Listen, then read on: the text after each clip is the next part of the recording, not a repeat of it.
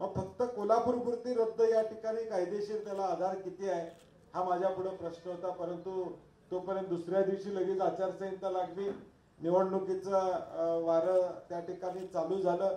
परंतु आमच्या कोल्हापूरकरांच्या मनामध्ये देखील शंका निश्चितपणे या बाबतीत आहे. आणि म्हणून आजची बैठक आम्ही सगळ्या जिल्ह्यातल्या 2, 4, 5 लोकांना आम्ही या म्हणून सांगितलं. अगदी व्हॉट्सअपवर 8 दिवसापूर्वी ठरलं आणि आजची बैठक आपण किमान प्रत्येक जिल्ह्यातले काही प्रतिनिधी यावेत अशी आमची अपेक्षा होती. कोल्हापुरातले लोक आलेले आहेत. मला या निमित्तानं पहिलं कोल्हापूरकरांना सांगायचं की आता सुटलो बाबा असं नाही आहे. हे पहिलं कोल्हापूरवाल्यांनी निश्चित डोक्यात ठेवा. सांगलीपर्यंत आला की मग कोल्हापूर व्हायला काय अवघड नाही. जर 11 जिल्ह्यात होतोय, 10 जिल्ह्यात होतोय, तर मग एका कोल्हापूर जिल्ह्यासाठी काय अडणार आहे. दाबून न्यायला मागे पुढे बघणार नाहीत. आणि त्याचे रेखांकन मला वाटतं ऑलरेडी व्हॉट्सअपवर आलेले आहे. 3 रेखांकन वेगवेगळे त्यांनी व्हायरल केलेले. ही एक सिस्टमॅटिक पॉलिसी आहे सरकारची. म्हणजे सरकारमध्ये राहायचं, सरकारमधल्याच एका माणसानं एक बोलायचं, सरकारमधल्या दुसऱ्या माणसानं दुसरं बोलायचं, आणि मग नेमकं सगळा जो काय त्यातला गाभा आहे तो सरकारी माणसांच्याकडेच ठेवायचा, सत्तेतल्या माणसांच्याकडेच ठेवायचा.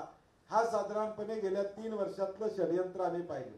मराठा आंदोलन, मराठा ओबीसी या आंदोलनाची दिशा बघा. अर्ध मंत्रिमंडळ ओबीसीच्या संदर्भातली भूमिका मांडत होतं, अर्ध मंत्रिमंडळ मराठा समाजाच्या संदर्भातली भूमिका मांडत होतं.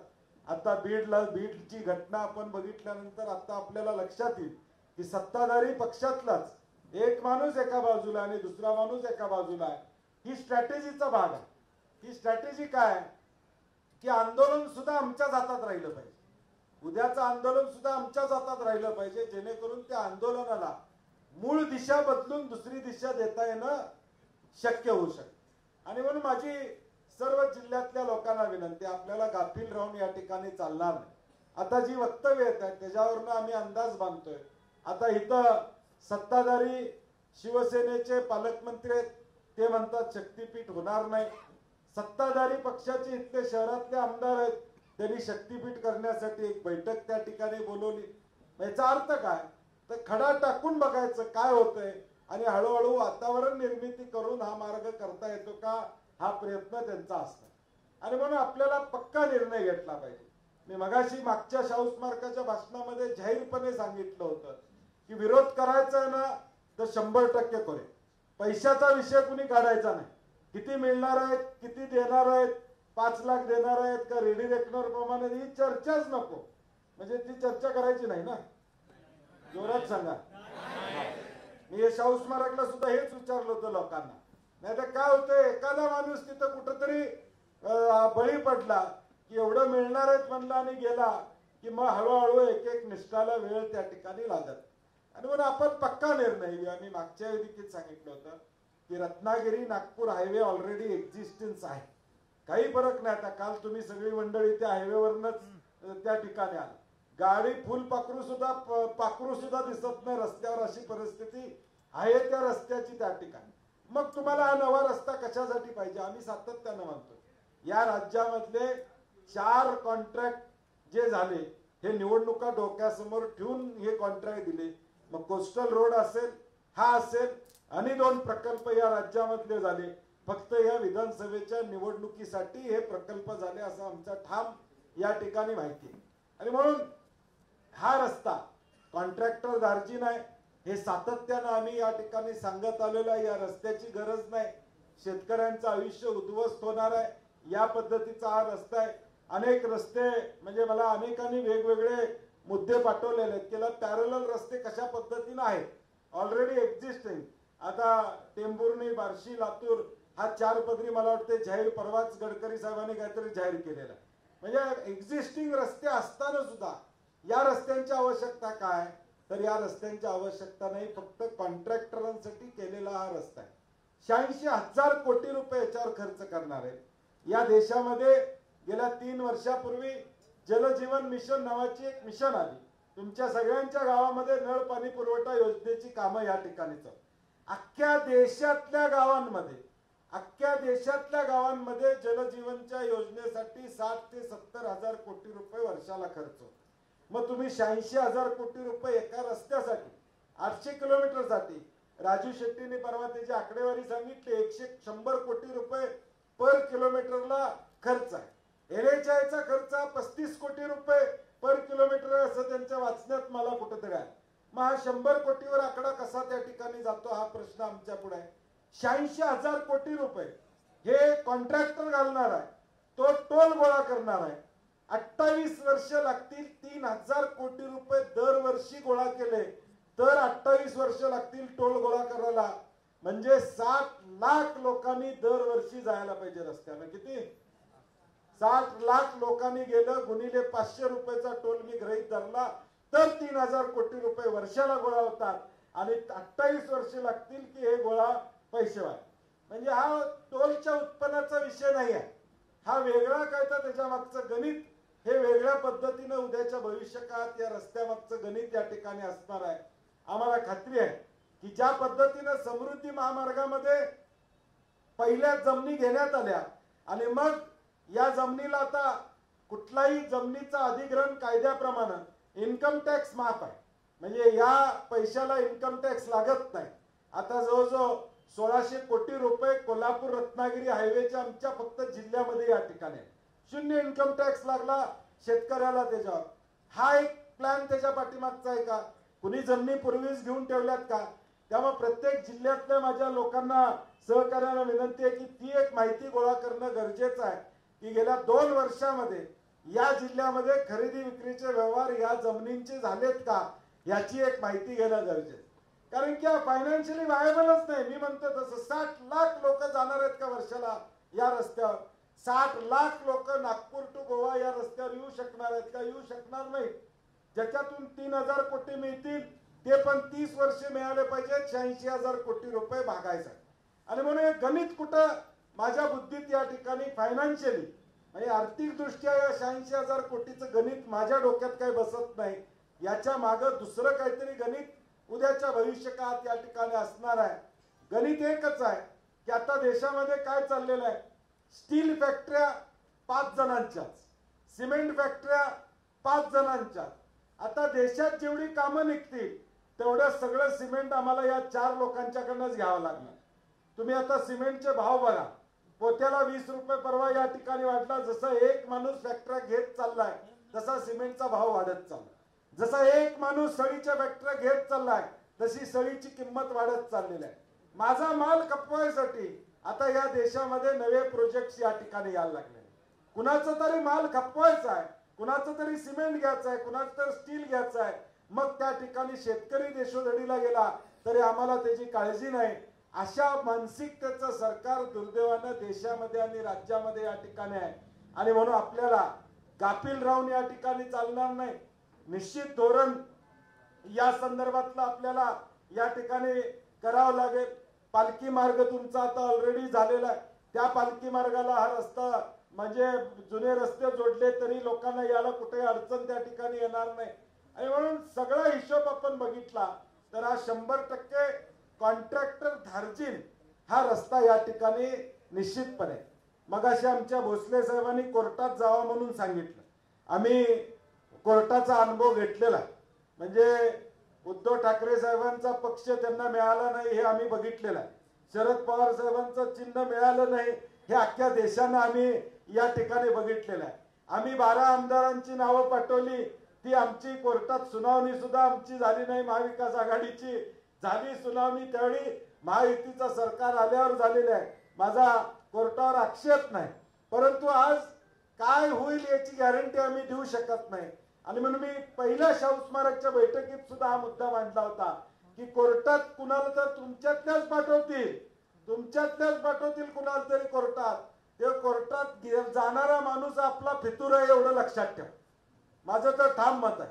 छत्रपती शिवाजी महाराजांना देखील फितुरीला सामोरं जावं लागलं, छत्रपती संभाजी महाराजांनाही फितुरीला सामोरं जावं लागलं.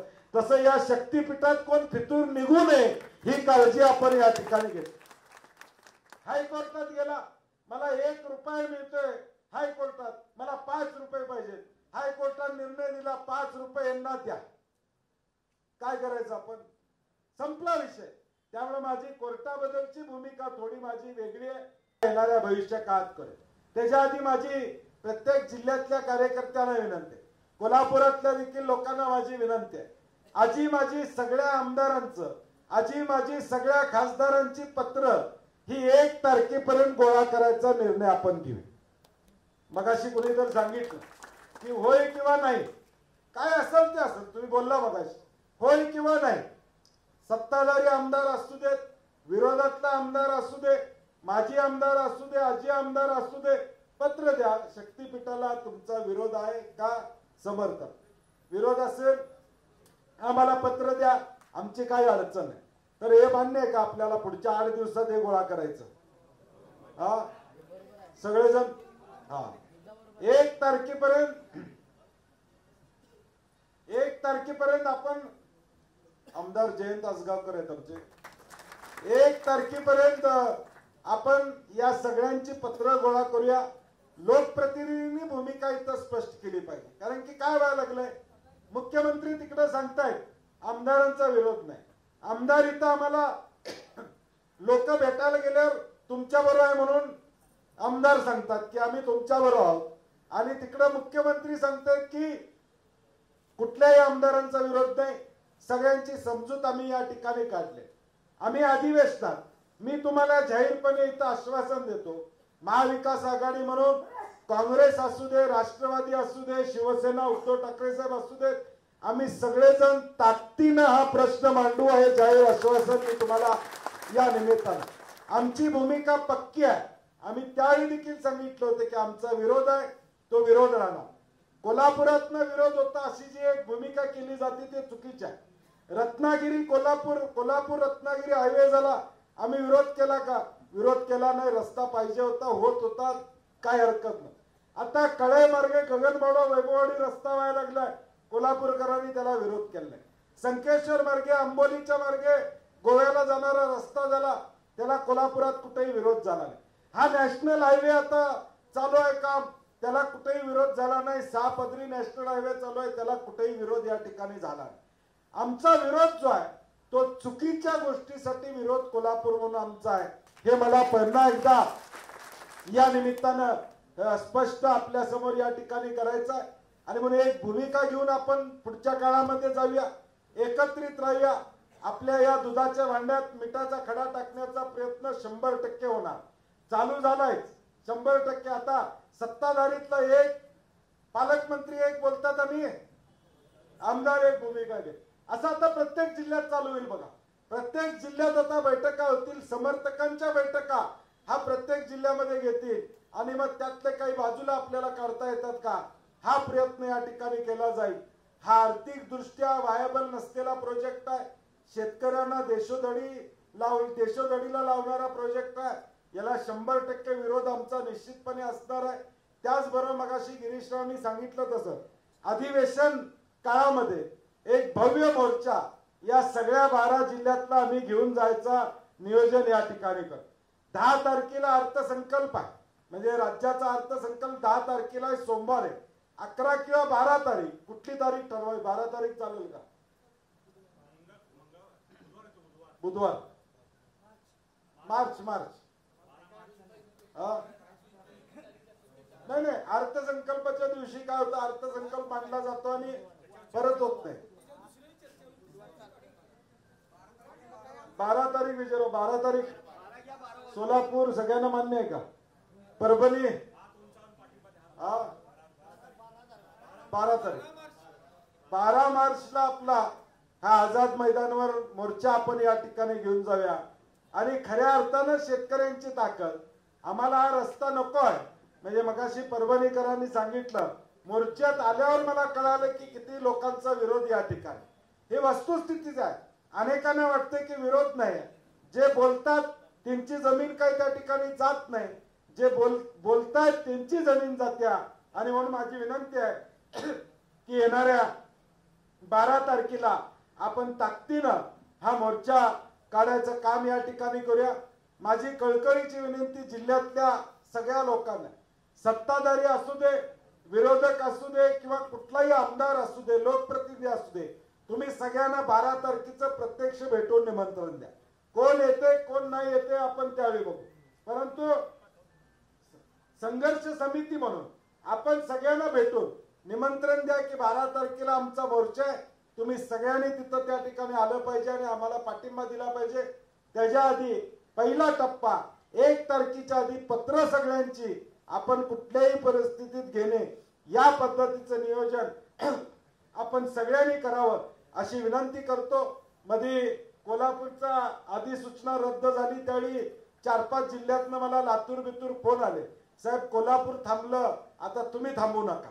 मी म्हणलं आम्ही थांबत नाही, आमचा विरोध हा सगळ्या या 12 जिल्ह्यातल्या शक्तीपीठाला आहे, त्यामुळे तुम्ही काळजी करू नका। आणि म्हणूनच काही सूचना होत्या की धाराशिवला बैठक त्या ठिकाणी घेऊया।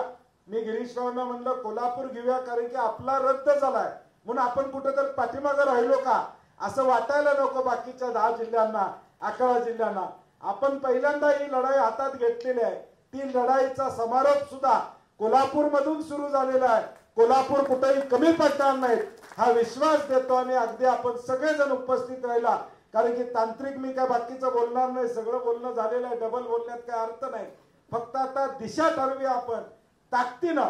मोजणीला कोण आलं तर काय करायचं बऱ्याच जणांनी सांगितलं, ते शिवसैनिक असल्यामुळे त्यांनी त्यांच्या भाषेत सांगितलेलं आहे की मोजणीला कोण आलं काय करायचं हे सांगितलेलं आहे, परंतु ताकदीनं या लढ्याला ताकद देण्याची भूमिका आम्हा सर्वांची राहील हा विश्वास या निमित्ताने करतो। तुमचा पुन्हा एकदा सर्वांचं कोल्हापूरमध्ये स्वागत करतो आणि माझे 2 शब्द सांगतो।